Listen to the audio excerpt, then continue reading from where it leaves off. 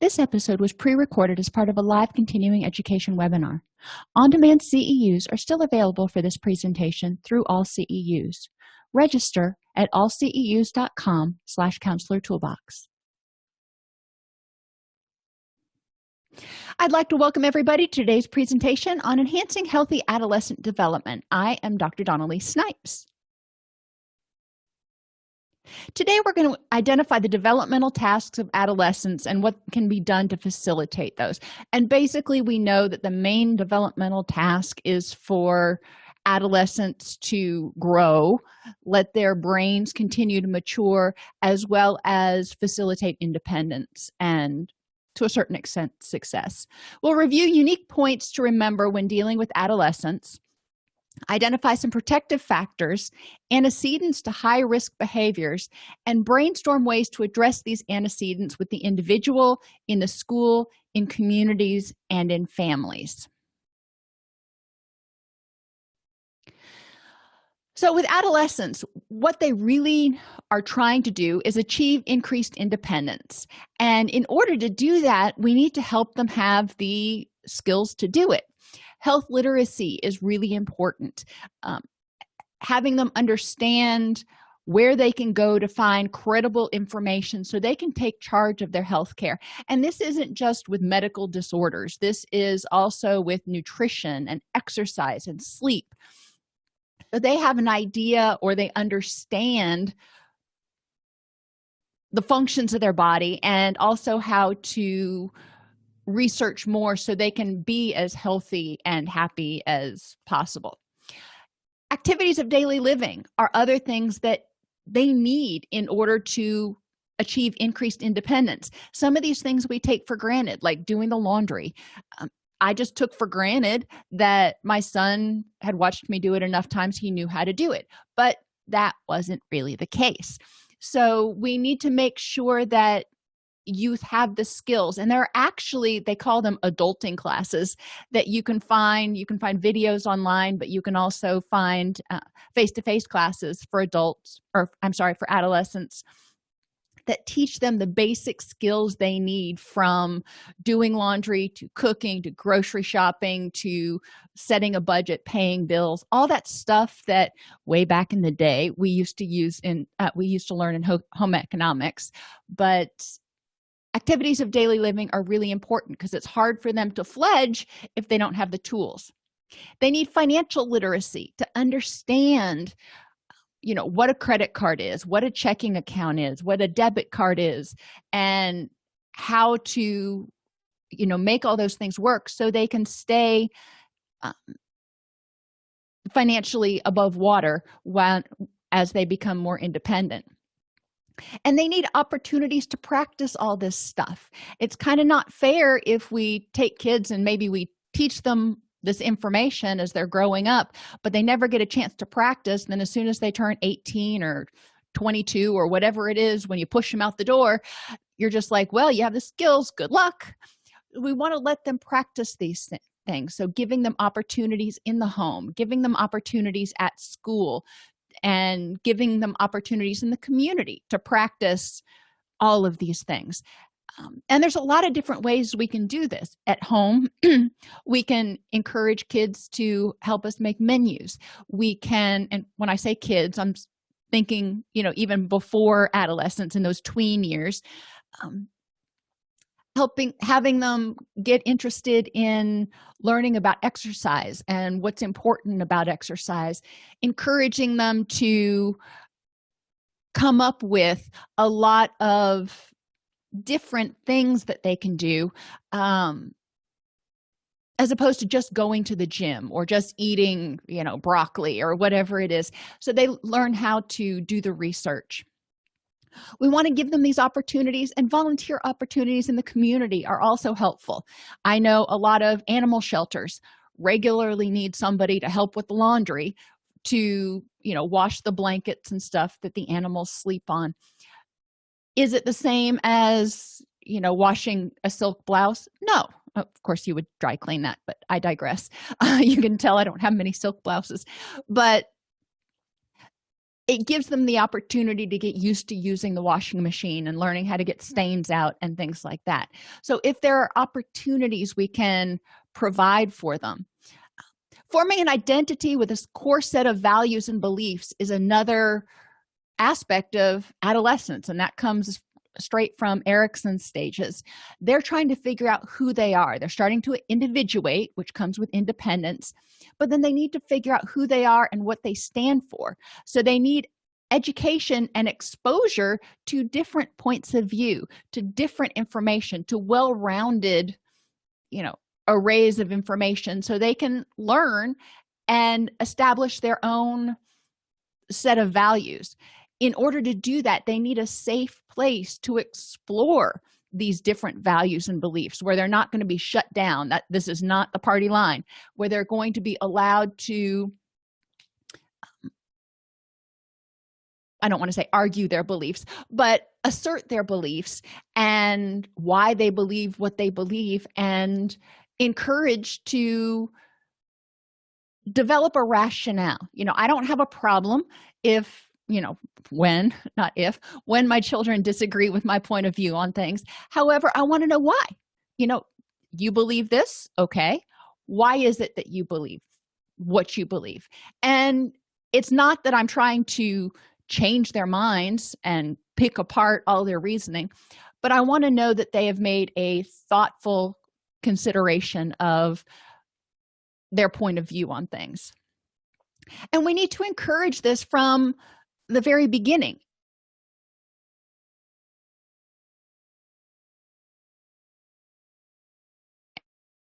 And it can be, who do we have to take, prepare me for the future, whatever it is. There are a lot of different ways we can help youth start making these decisions and educating themselves about the culture and about the stuff that will be important when they become adults. Physical and cognitive maturation happens whether they want it or not. However, it can be enhanced by making sure that they have good medical care. They're not missing school because they're sick all the time, or they're not having difficulty concentrating because they're in pain or they're sleepy. We want to make sure they're getting good nutrition so they can actually focus and learn. Go figure. Adequate sleep. And y'all know this is one of my soapboxes, that a lot of teenagers, the majority of teenagers, don't get enough sleep because school starts so early, but they also have extracurriculars that may take them until later. And even if they don't have extracurriculars, I watch some of my kids'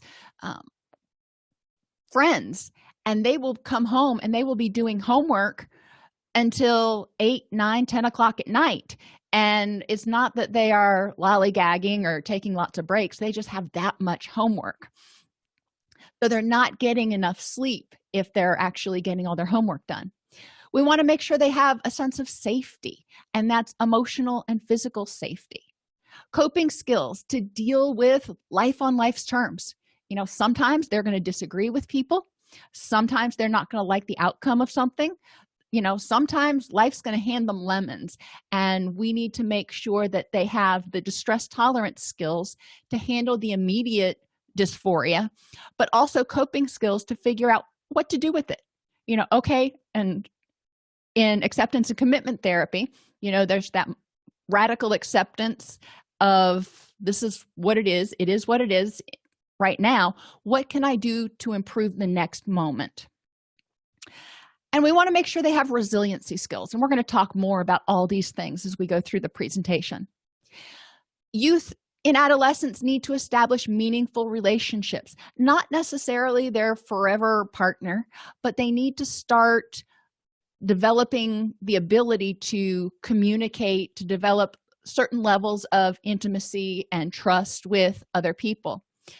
In order to do that, and this is another thing we take for granted a lot, we need to provide them education about healthy relationships.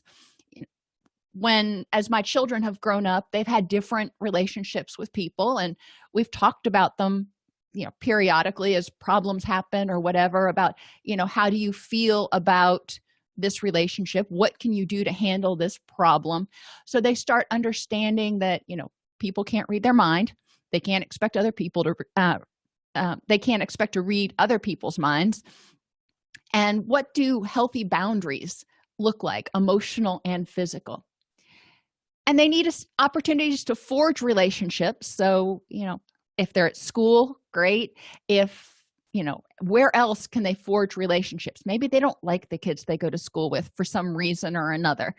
And generally, there's somebody there that they'll like. But, where else can they forge relationships? And what are their role models? Who are they seeing that are their role models in the media, at school, in their extracurricular activities? Now, a lot of these I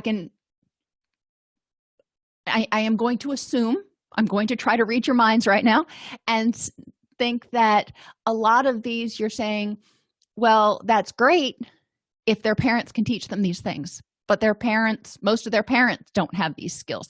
And yes, we're going to get to that. A lot of enhancing adolescent development starts with enhancing the communities and the resources, i.e. the parents, that the adolescents have to turn to. And the final developmental task is preparing for a meaningful vocation. Help them explore possibilities for their career and provide educational support for those things.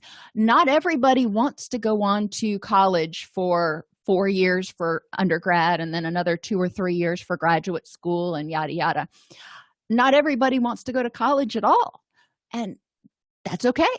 There are a lot of jobs out there that people need to be filled by people who don't like traditional book learning. They are much more hands-on people. So helping people figure out what makes them happy, where are they going to have a high demand, reasonable wage job, and what interests them. There are, we wouldn't have houses if there weren't framers. We wouldn't have a lot of things if there weren't people who wanted to actually get out and do them. My brother-in-law is a perfect example. He didn't like, nor did he excel in traditional book learning type stuff until he started going to vocational school to become an electrician. Once he found that, he just blossomed. And he's an electrician now, and he does great, and he makes great money, and he's really happy, and it's wonderful. But the traditional school system typically funnels kids assuming they're going to go to college, not assuming they're going to leave. So we want to, broaden our horizons a little bit. Points to remember: adolescents are competent individuals with strengths and potential. Yes, they don't have all the learning that we have being on the earth, 15, 20, 30 years more than they have been. However, they are competent with the skills that they have. So we need to build off of those instead of doing it for them. Figure out where they are in their competence level and say, okay, let's go from here. Adolescents are diverse in their developmental stages and their abilities to comprehend and respond to specific tasks and expectations. And this is becoming more and more true. Not all 16-year-olds can comprehend the exact same thing. Not all 16-year-olds are at the same cognitive or social developmental stage. They're unique, they're individuals, and so much happens during this period, physically, emotionally, cognitively. There's just all kinds of stuff going on that we don't want to assume that just because somebody is 16 years old, they should be getting a driver's license and wanting to go get a job and this, that, and the other. Some will. Some may not be there yet. And we need to figure out where each individual adolescent is.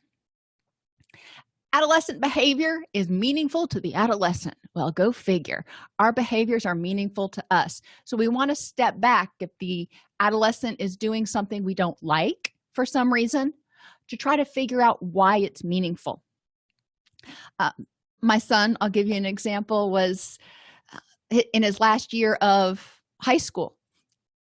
when I was in high school, I had jobs and stuff like that, and I was like, don't you want to go get a job? Don't you want to get your driver's license so you can?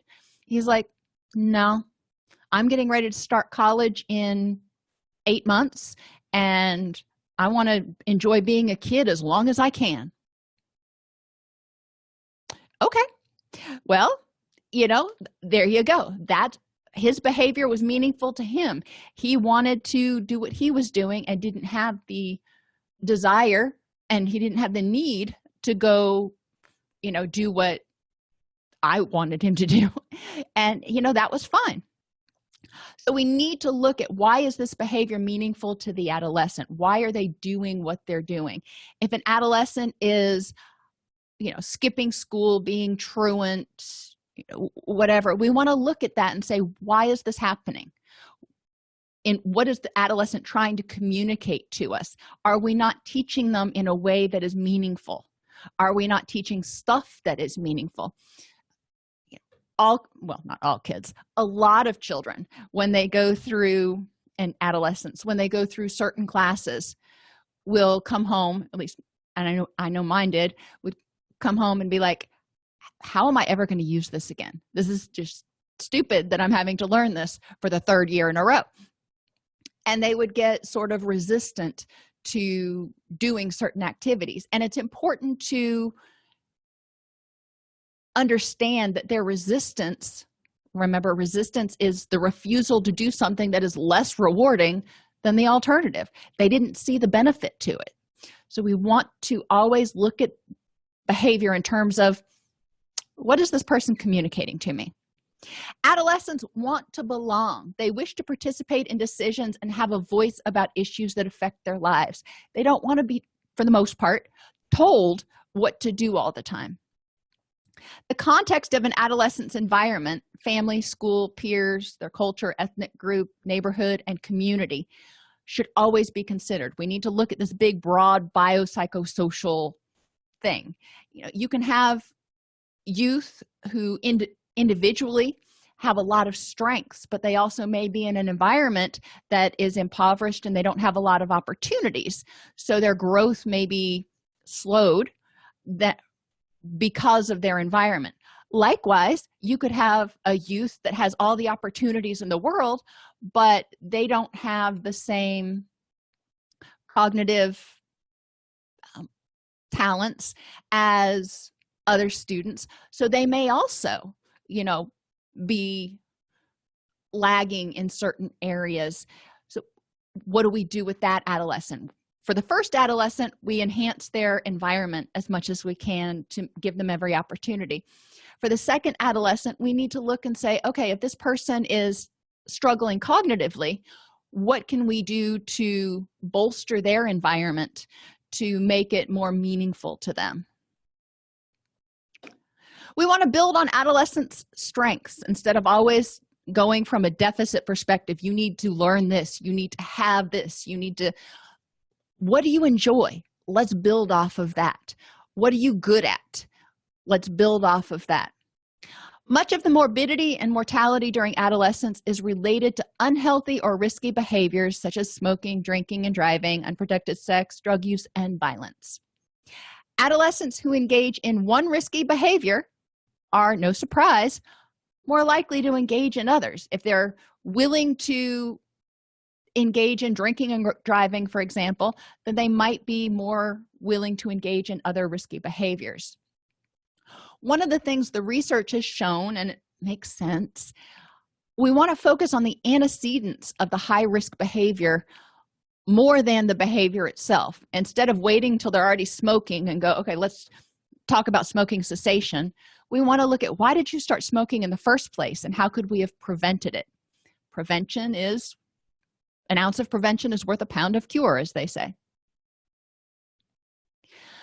Some of the main antecedents to high-risk behaviors: adverse childhood experiences. And I know we talk about this a lot, but it's kind of summarizes a lot. Abuse, neglect, or victimization, either experienced by the adolescent or witnessed. So the abuse or neglect could be intimate partner violence that they're witnessing in between their caregivers, or it could be something they're experiencing themselves. And I put victimization up here just to kind of put the violence all in one area. If a youth, even if it's not intimate partner violence, if it's not dating violence, if a youth is victimized in some way, they are robbed, they are raped, they are, whatever, that's clearly an adverse childhood experience. If there is divorce or separation in the household, this can be an adverse childhood experience. And separation can be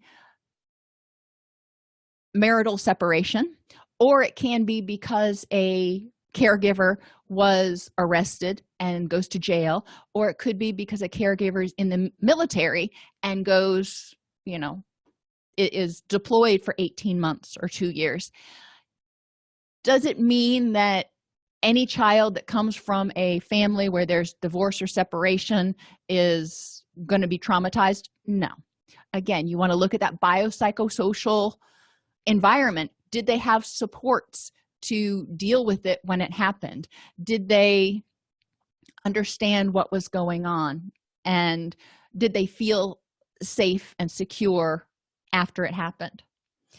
And if there's mental health or substance abuse issues in the household, then there could be a lot of focus on the person with the mental health or substance abuse issues, and the adolescent may feel not noticed, or if the caregiver has mental health or substance abuse issues, they may be unable to connect and form a secure attachment with the adolescent. Undiagnosed learning disabilities are really strongly correlated with high-risk behaviors. If we have somebody who starts to fail in school because they have an undiagnosed learning disability, they may find, look at the meaning behind the behavior. Why are they failing in school? Why are they skipping school? Why are they resistant to turn in their homework? That behavior is telling us something.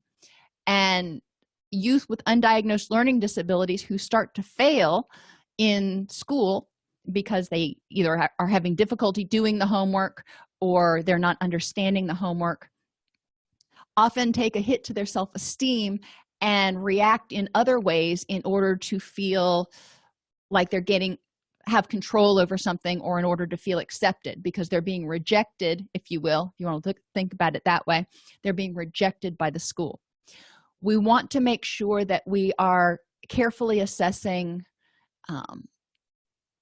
dyslexia and other learning disabilities in children, not just ADD, ADHD, in order to ensure that they're all students are having the best shot.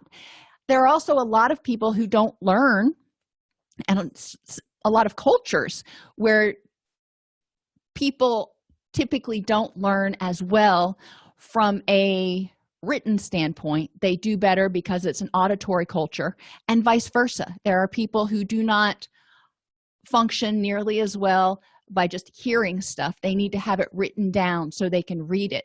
And that just goes with learning style too, if you want to take culture out of it. Some of us are very strong visual learners.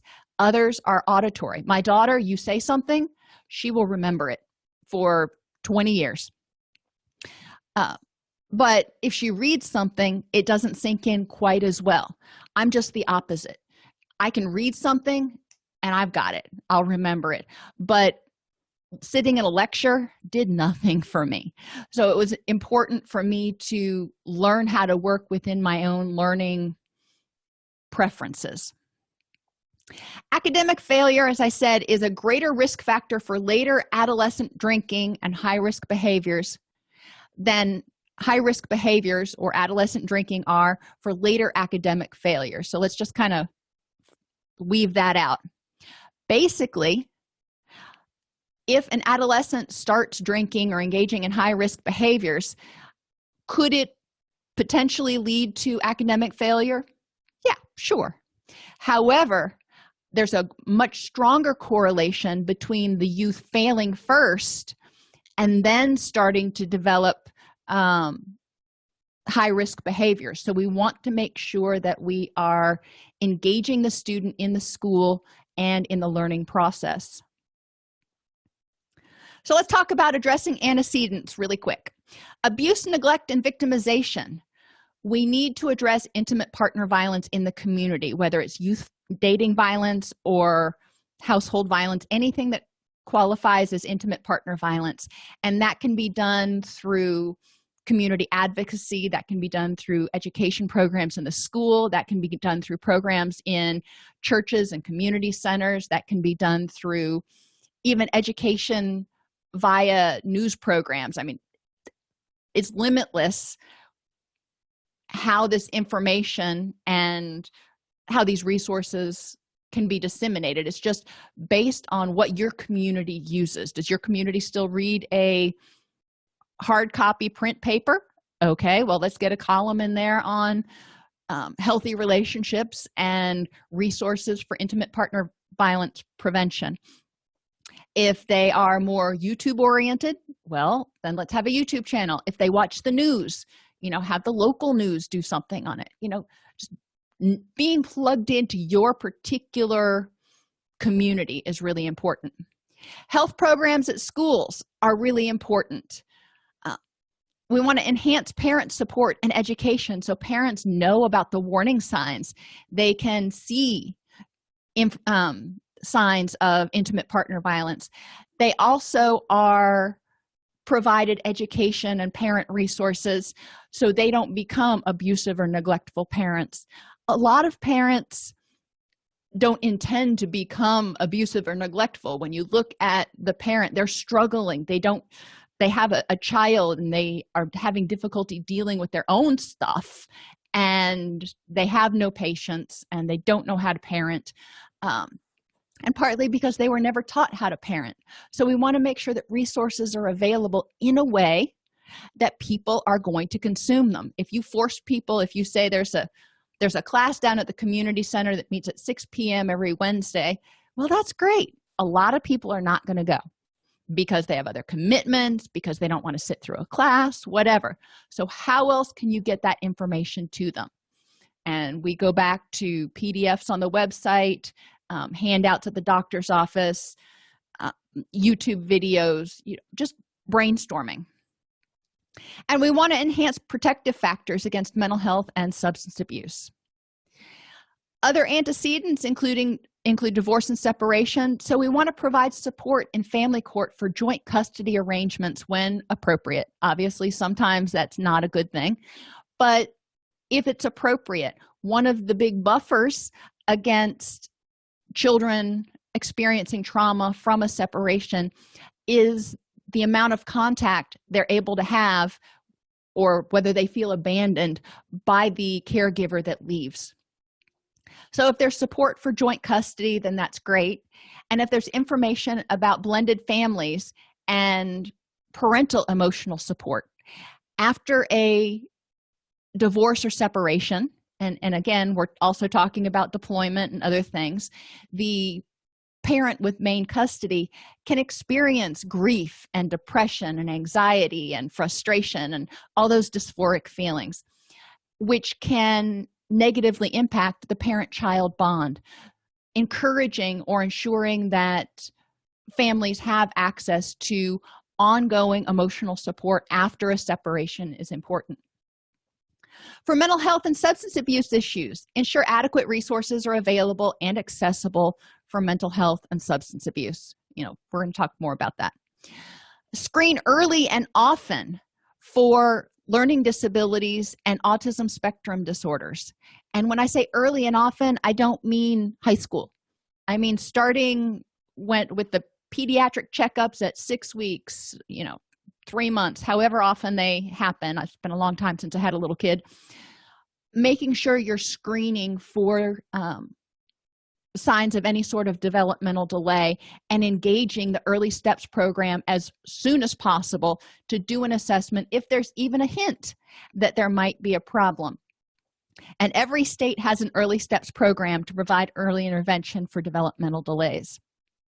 And in school failure, we want to help teachers teach in ways that are meaningful for students and respect students' innate strengths. Tie things back to how is this meaningful to you today, or how could this be meaningful for you today? And that includes history, social studies, algebra, whatever. The brain matures from back to front. The back part, think about your neck and in the back part of your brain. That's where all of your breathing and everything is controlled, and your higher order cognitions and impulse control, that's in your prefrontal cortex. Adolescent decision-making behaviors are more influenced by the amygdala, which is back here, than the prefrontal cortex. Now remember, amygdala is our fear, it's our primitive part of our brain that protects us, and fear and anger and emotional stuff generally come from the amygdala. Decision making is influenced by emotional and gut responses, that very primitive I feel therefore I act versus higher order cognitions. The prefrontal cortex is responsible for planning, strategizing, judgment, impulse control, and regulation of emotions. Interestingly, and I learned this doing this presentation, the initial growth spurt of the prefrontal cortex starts at 11 to 12 years old and continues through 25 years. I knew it didn't stop until 25. But from 12 to 25 years, there's a pruning process of unused neural connections. So when this growth spurt happens, the prefrontal cortex gets a dump of all these connections and stuff. And then over time, what's not used gets pared away in order to result in whatever the adult brain looks like. The time gap between the development of emotional and cognitive control systems of the brain, they suspect underlies some of the aspects of adolescents' reckless behavior and risk-taking. You want to go race cars? Well, emotional gut response would be, "Ooh, that sounds like fun, let's go do it." Higher order cognitions would say, probably not a good idea. But in an adolescent, they're going more with that emotional gut response, what seems to be the most rewarding in the moment. Healthy young people learn better and achieve more when they're healthy. Schools can directly influence students' health behaviors by what they teach, and teaching it in a way that's meaningful, not just the same old rhetoric with those 1920s movies. I don't know if they still show those, the old black and white movies we used to see in health class. You're just like, oh, please make it stop. Schools and communities can encourage healthy lifestyle choices and promote adolescent health and well-being. A lot of this is by offering opportunities and by modeling healthy behavior, having a lot of sidewalks and places that youth can go to get exercise and recreate in pro-social ways. Health literacy can be incorporated into all aspects of school as well as recreation, and I'll give you some examples of that in a few minutes. Schools, families, and communities need to collaborate with youth to develop workable strategies. We don't want a bunch of adults sitting around going, oh, they'd love this. Let's put this program together because all the youth in the community will love. No, get the youth in the community involved and go, what would you like? Because a lot of times we plan stuff, we don't mean to, but we plan stuff based on what we might want to do or what we think they might want to do. We're trying to mind read. Let's just ask them, get them involved. If they're involved, if they've got a dog in the race, so to speak, then they're going to be more likely to participate. That's where, in a lot of communities, that's where skate parks and stuff kind of blossomed from, was adolescents going, we really need a safe place to do this. Otherwise, we're going to be doing it in places that are not where you want us to be. Strategies. We want to enhance the wise mind processing during adolescence to retain those synapses. We don't want those pruned away. So we want to encourage youth, and that means teachers, parents, clergy, anybody who works with adolescents, to regularly talk with them and encourage them to, use wise mind strategies, practice distress tolerance skills, and use problem-solving skills. Start learning those problem-solving skills, developing psychological flexibility. so those pathways don't get pruned away. We want to actively engage youth by providing opportunities for meaningful participation and sustained involvement in protective activities. What do you want to do? And how can we encourage sustained involvement? For example, if youth are given, if they're part of a club, for example, that works with Habitat for Humanity, and they can leave school after lunch on Wednesdays as a group to go work on building a house, then that would be a meaningful participation if that's what they wanted to be doing, and sustained involvement. It's something that happens every Wednesday. We know the transportation is going to be there, yada, yada.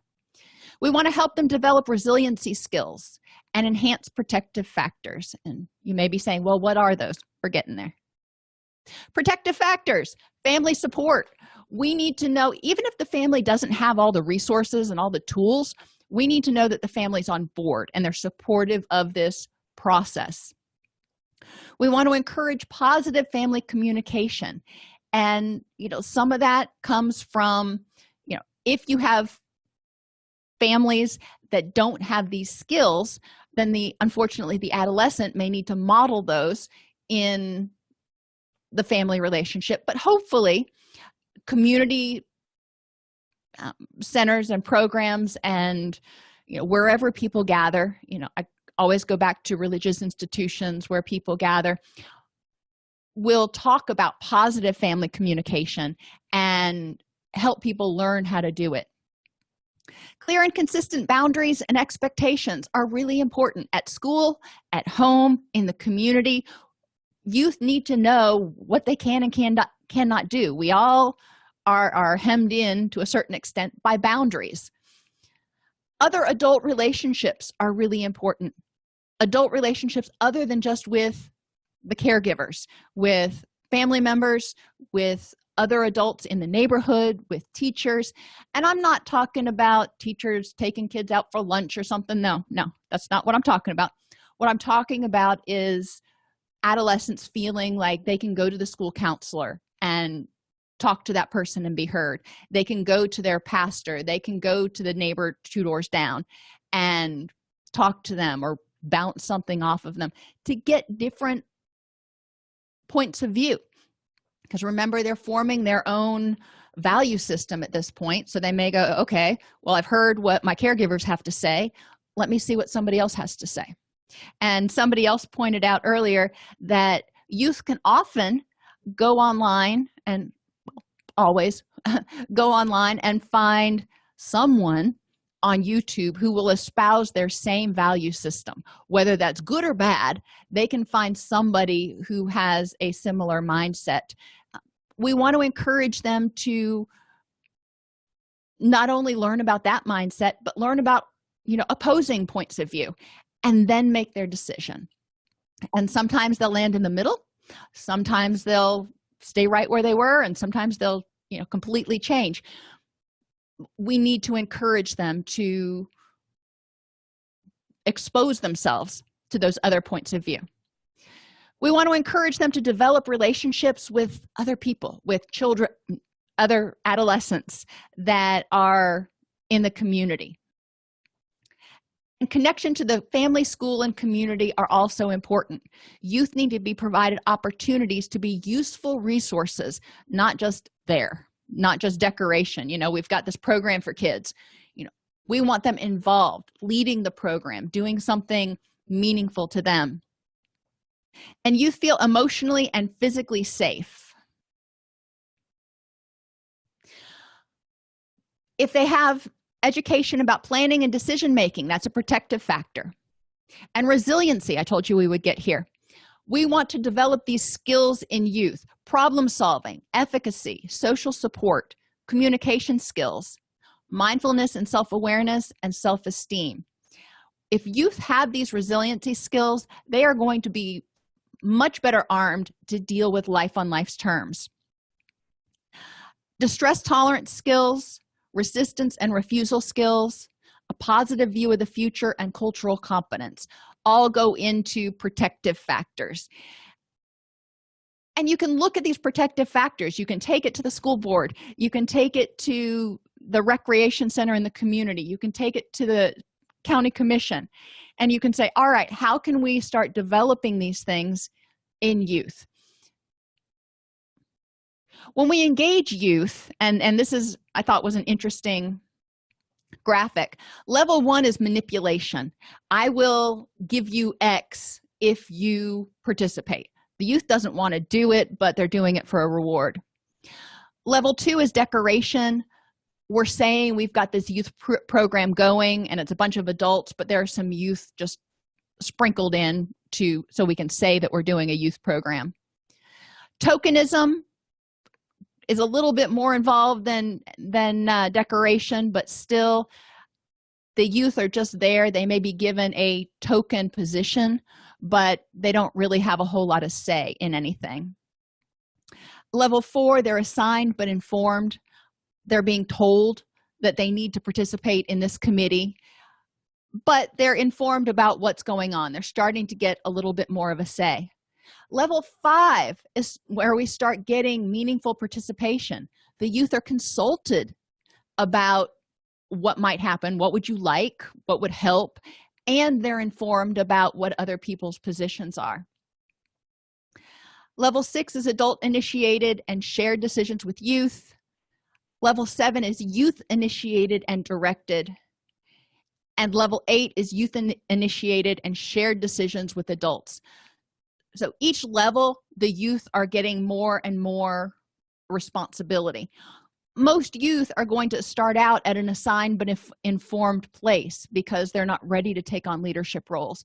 But we want to help them move up this ladder to where they're taking leadership roles and making decisions and coming to the adults and going, okay, this is what we're going to do, or this is what we propose to do. To motivate youth, it needs to be something that they want to do. Most youth are going to drag their feet kicking and screaming if it's not something they want to do. With regard to time, we want to encourage teachers to teach smarter. Have students read and watch the material at home and use class time to practice and ensure comprehension. Many of you probably were in similar places as I was when I took math in high school. I would go home and I would do my homework and I would make the same mistake 15 times. So I had ingrained that mistake. What Jonathan Shine says is basically, let's flip it. Let them read the book and try to figure it out themselves. And then in the classroom is when they can do their practice work and they can get immediate feedback so they don't make that same mistake over and over again. This theoretically would free up time so you don't have students struggling for 3 hours over 15 problems that they're just not going to get right. It would free up time outside of school for youth to be able to do something else. Youth need energy to participate in things, so they need to have adequate sleep, which goes back to that whole teach smarter. If they're not staying up till 11 o'clock trying to knock out tons of homework, then they're going to be better off.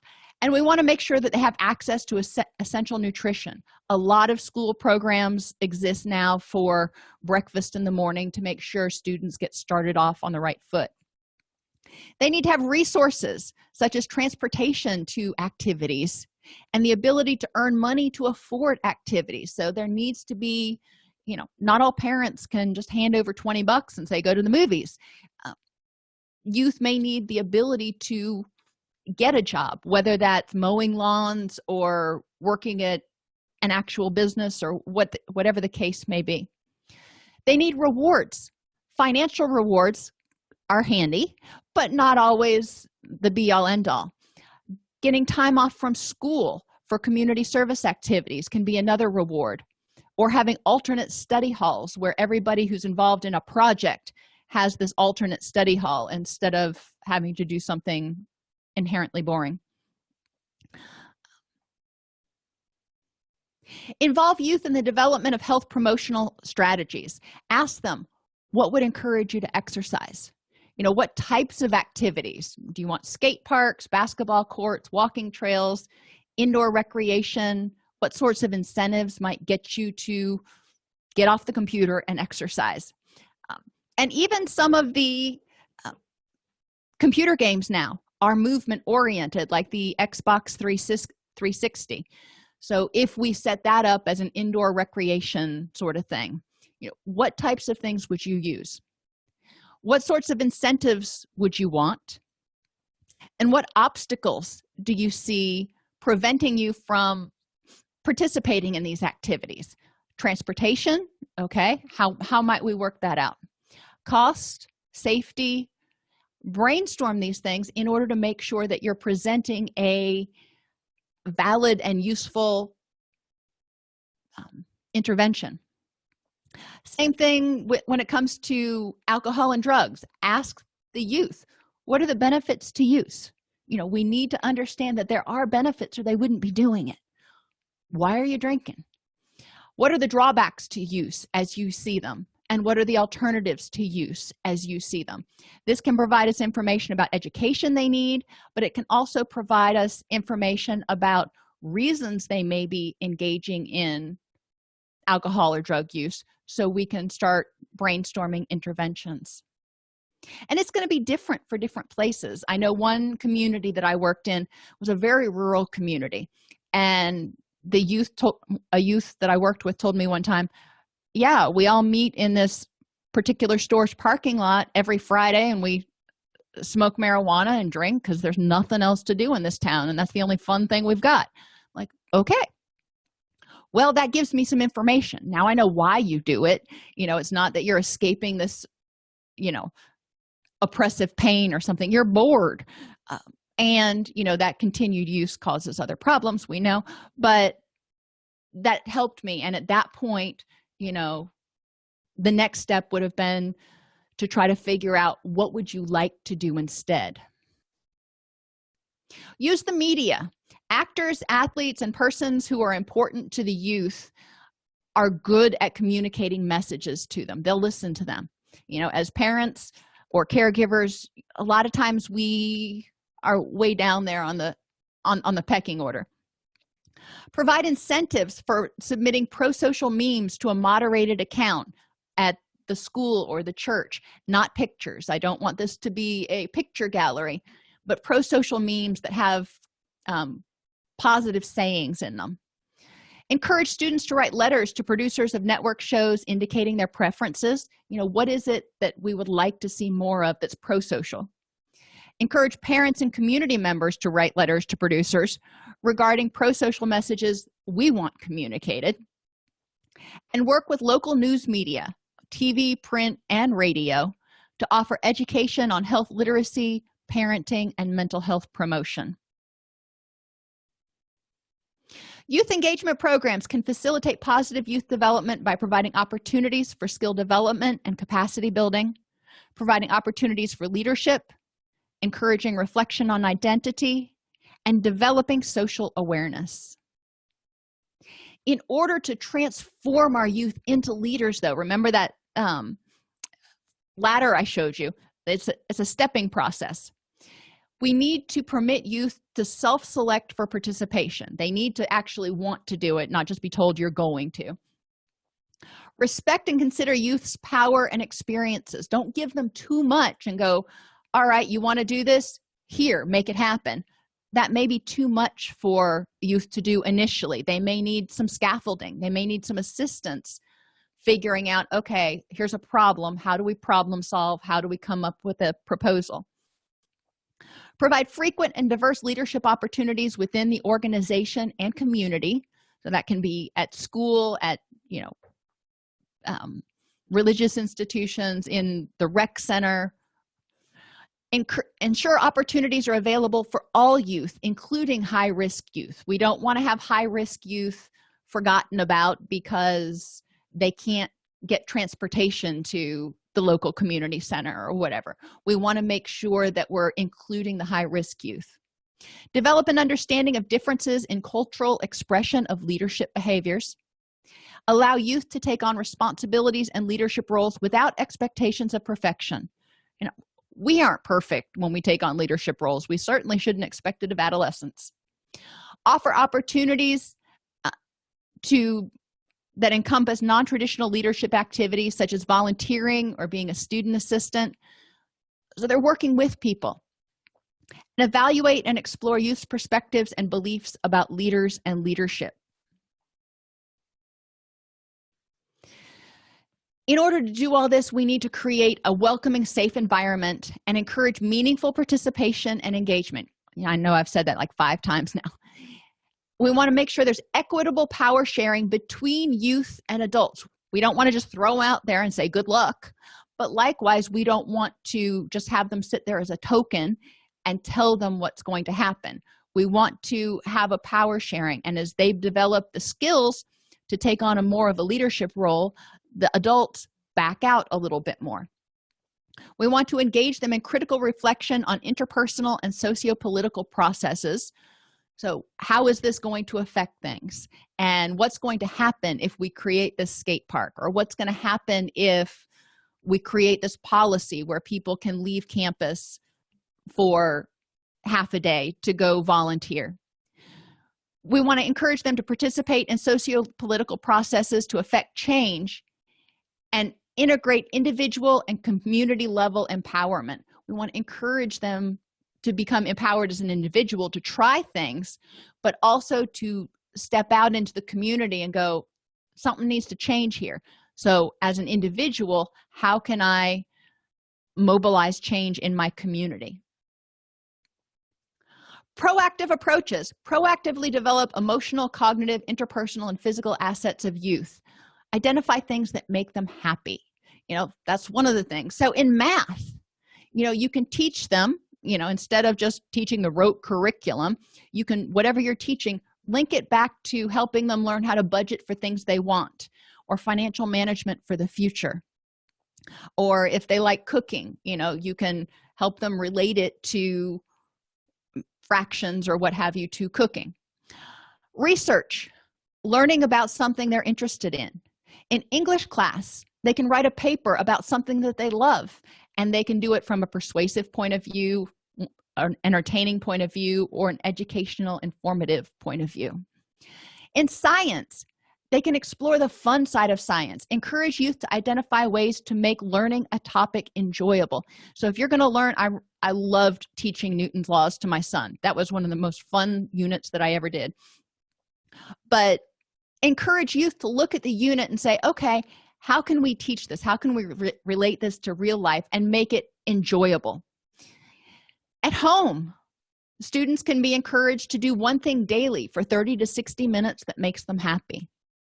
And in the community, you can form a youth engagement committee at recreation centers or churches to identify what youth want to do and what would make them happy, and then help them move it to the next step, such as involving the county commission to make those things happen.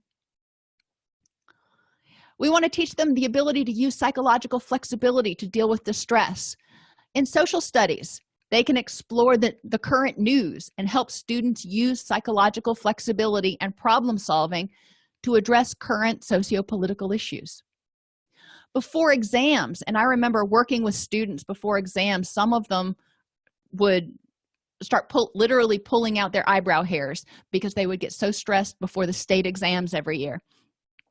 So before these exams, practice vulnerability prevention. Talk to students about getting enough sleep and taking a break. You can only study so much for these exams. Just, let it go, enjoy your weekend, and then show up here refreshed on Monday. Talk about different distress tolerance techniques. And then be mindful of the present moment and choose thoughts and behaviors that will best help them achieve their goals. Encourage them during that week before and during the test to just be mindful and choose thoughts of success. They can sit there and go, oh, I'm going to fail this test, or they can learn to push that thought aside and have a positive attitude. If it's a different, if it's just a unit test, choosing behaviors like studying that will help them achieve their goal, which may just be getting out of a class they hate, but encourage them to figure out how to use psychological flexibility. At home, encourage parents to use a psychological flexibility worksheet or board with them on a daily basis. reflecting on, okay, here I am now, how do I feel, practicing mindfulness, and then what can I do in order to keep me headed towards my goals, and what thoughts can I have today that can keep me moving towards my goals. The psychological flexibility worksheet can look something like this.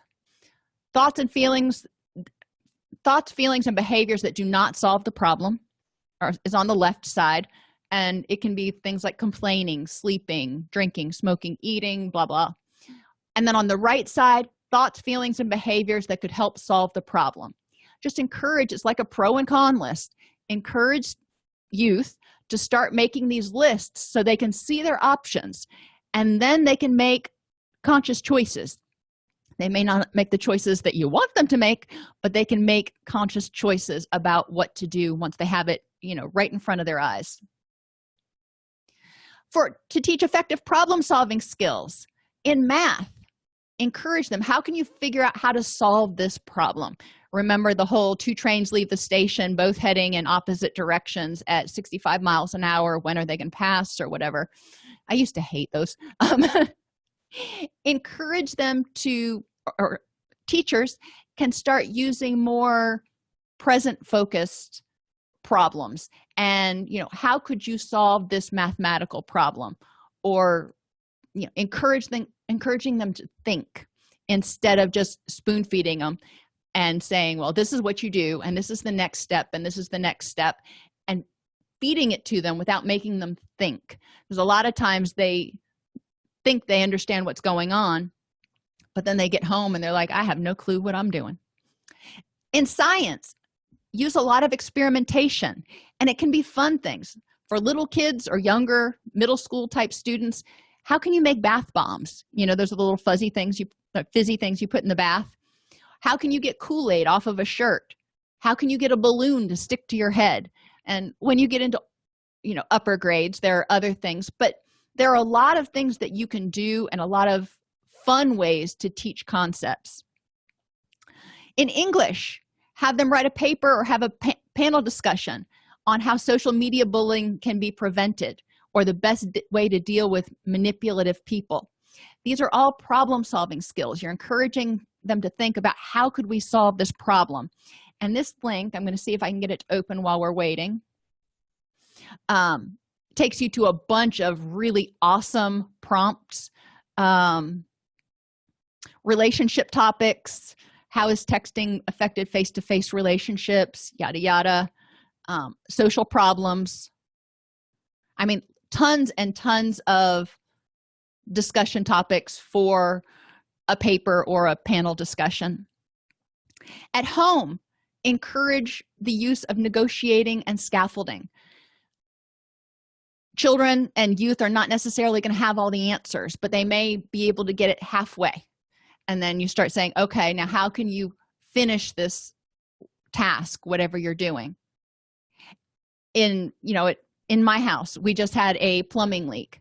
So my husband brought my son down and said, okay, this is our leak. Now, what are we going to do? And, my son was pretty oblivious. So they talked about what their options were, and then they figured out what they were going to do and how to fix it. And so the next time when we have a leak, because it'll happen, theoretically, Sean will have that knowledge, and he can start building off of that and go, well, last time this is what happened, so I think we need to do this. And he can make a plan, and then eventually he'll get to the point where he can actually start cutting pipes, but not anytime soon. And in the community, involve youth in addressing social problems. Encourage them to identify what's meaningful to them. If we want to increase high levels of health literacy in math, use math problems that surround measuring food, calculating calorie needs, understanding base metabolic rate and calorie consumption. I'm sure there are a lot of other things you can do with math, but for research skills, encourage them to find credible resources to answer questions and talk about how they knew a resource was credible or not. In English, encourage them to write papers on topics related to health literacy. And in science, you can learn about the impact of nutrition on the body. You can learn about the effect of sleep and exercise on the body, or even review the Krebs cycle, which is a chemical reaction in the body. So there's a lot of stuff that we can take, or that teachers can take, if they are willing to use a more practical, proactive curriculum. And I know that that's a huge thing. And regular engagement with peers in social activities. In English, you can have them identify a social problem in the community and work in groups to develop and implement a solution. In science, you can encourage group work, or even make like a science club that's actually fun, not just one that nobody wants to belong to. And the youth can go to daycares or retirement homes to do science magic and entertain. At home, you can encourage youth to spend at least 20 minutes a day with the family and plan monthly outings. That's usually not too much to ask of youth. And in the community, churches, recreation centers, and libraries can engage youth to identify what they want to do and develop after-school and weekend programming, such as board game clubs, video game console or areas where there's like 15 computers with video games, or art clubs or recreation. And businesses can do things like offer affordable movies or affordable drinks and a place to study, so at least we know that they're safe.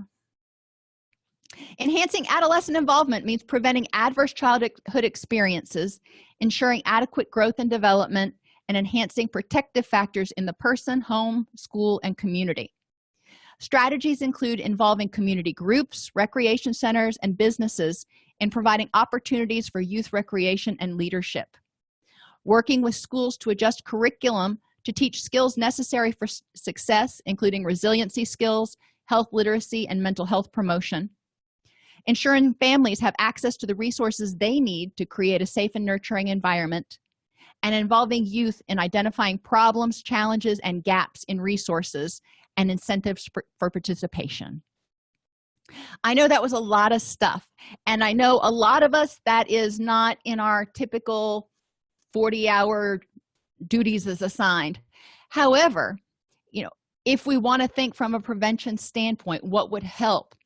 The next step, brainstorming here, the next step would be to start looking for grants. And if you go to grants.gov, or if you go to SAMHSA's website, a lot of times there are prevention grants, but you can also encourage the leadership at your agency, for example, to approach the county commission and request a grant, because county commissions do have a fund where they can make grants, and encourage the county commission to make a grant for however much money to start a particular program, and help them see how it could be useful to the adolescents.